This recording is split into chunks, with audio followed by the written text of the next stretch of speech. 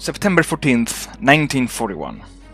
While the men of Army Group Center unleashed their wrath against the Bryansk and Western fronts, the soldiers of Army Group South equally go on the offensive. And in this regard, I have to praise the Axis High Command for thoroughly concealing and keeping out of sight the mobile elements of von Kleist's 1st Panzer Group. As the German infantry advances and attacks along the entire front line, the mobile and panzer divisions of Army Group South march quickly towards the northeast in the directions of Kursk and Kharkiv. While the second largest city of Ukraine remains out of reach, at least for now, I have to mention the Battle of Belgorod, which is being fought between the German 16th Motorized Infantry Division and the Soviet 342nd Rifle Division, which has just been caught by surprise by this sudden and unexpected German advance. And so with this crisis unfolding on the northern and southern wing of the Central Front, once again the only thing that the Red Army has to do is to pack, flee and retreat behind the Donetsk and at the very gates of the Donbas region.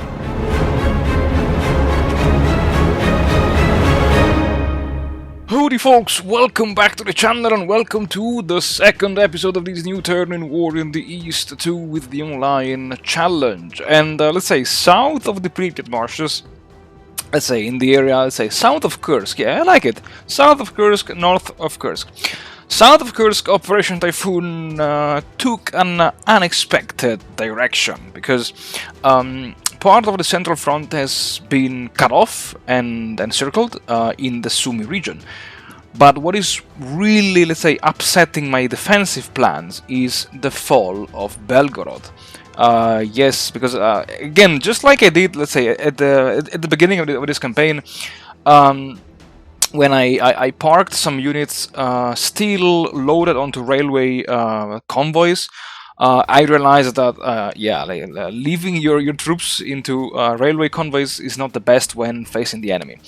The problem is that I did not foresee, I could not even imagine that he had some of his panzer divisions and motorized infantry divisions here, most likely in this area between Poltava and Lubny, because these are just infantry battles, and he attacked me like across the entire front line.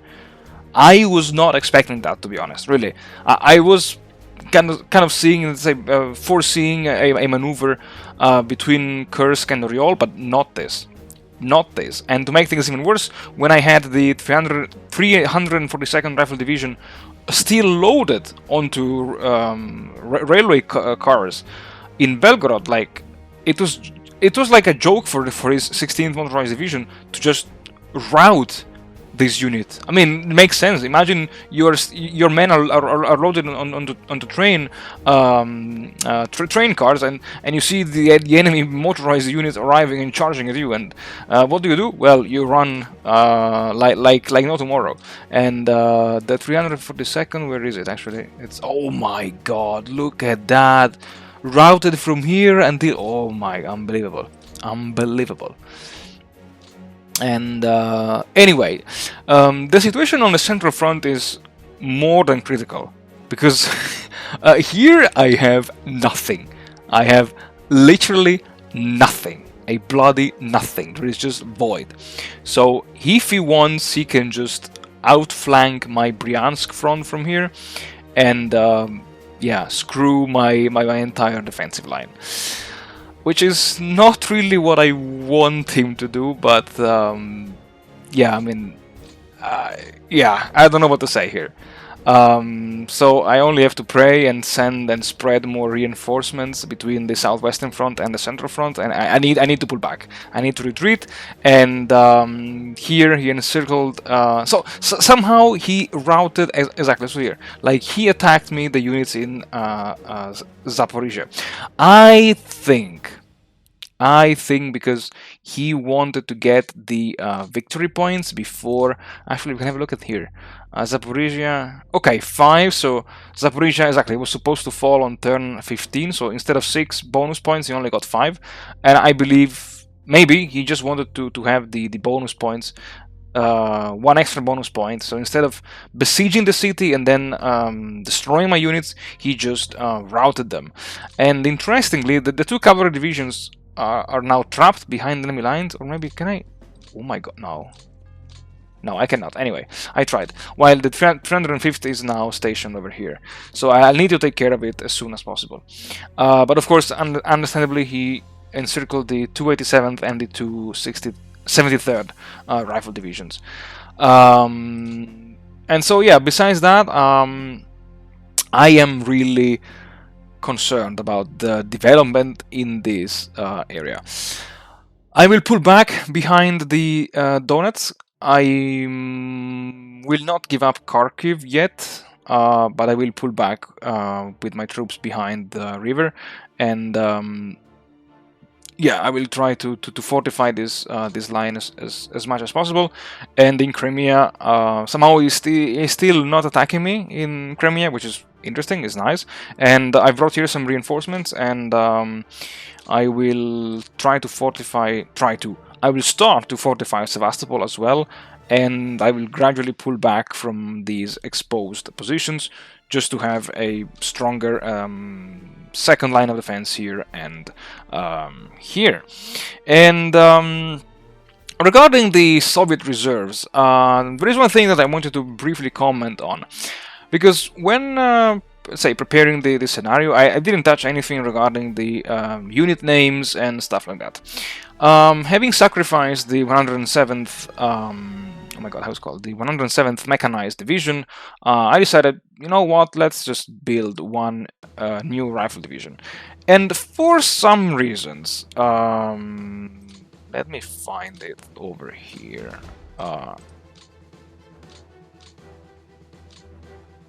Yeah, so somehow the game engine assigned it the number 427th, which is a bit weird, because when now I click here and build rifle divisions, I get the 12th rifle division, which is even more interesting because this unit is now present in the far eastern tier boxes. If I'm not mistaken, let me just check on the divisions. Yeah, the 12th is now present in the far eastern tier boxes. And why is the game engine doing this? I have no idea. So for sure, yeah, I don't think I will build any new units, at least for now. Who knows in the future? But this was, let's say, an unexpected surprise. I'm confident I did not screw up anything in the naming and nor in the game engine, because I don't have access to it. But I don't know. And yeah, that's basically it. I just wanted to comment on this small thing. And besides that, yes, I would say that's all for this brief talk. And as always, let's jump straight into this episode. Alright, folks, so I would say there is not too much that needs to be said at this point of the episode, because as I said, I will pull back with all what I have behind the Donetsk and behind the two rivers that, let's say, to me, they mark the gates, yes, of the Donbas region. Just because I wanted to, again, to pull back, but at the same time, not to pull back too much. I still want to fight. I still want to deny my opponent an easy win, an easy march into the Soviet Union. Especially, I want to deny him the victory points of Stalino and Rostov. Ideally, be until November for Stalino, and maybe even in 1942 for Rostov. At least, let's say, given the severity of the situation, because yeah, the situation, it is what it is. I was really happy to see that somehow my opponent miscalculated the zone of controls and the movement points that my units inside the pocket had. Now, I wanted to say a few things about this, actually, because when dealing with motorized units, one thing that many people noticed is that when you have a motorized unit that is surrounded and isolated, it still has a relatively high amount of movement points. And apparently this is because a motorized unit that does not have access to supplies does not use its own vehicle pools, yes, to reach a supply source, a depot or a port, to grab freight. So by not using and not consuming and losing vehicles, an isolated motorized unit retains, I would say, almost the maximum amount of movement points that you can get when this unit is non-isolated and ideally close or onto a priority 4 depot or port. And most likely because I had non-motorized units and I still had a decent amount of freight in the Sumy depot, that explains why I managed to open a gap in the encirclement around Sumy, and at least I removed the isolated flag from those units of the center front. They will be encircled once again next week, but at least their sacrifice will probably, hopefully, buy me some more time. And besides that, I would say there is nothing else that needs to be said. Just enjoy me pulling everyone away from the front line and behind the major rivers. And well, with this, folks, as always, thank you very much for watching. Thank you very much for supporting the channel. I wish you all the best. Stay safe, stay healthy, and I'll see you all again next week.